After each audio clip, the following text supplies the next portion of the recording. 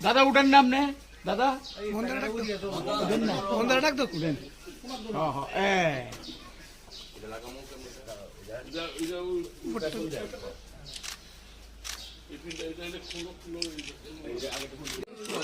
তোমায় আমরা বলছি না বলবো না সুরজিৎ দত্ত তোমায় আমরা বলছি না বলবো না সুরজিৎ দত্ত তোমায় আমরা বলছি না বলবো না ছাত্র আমরা করেছি করলেন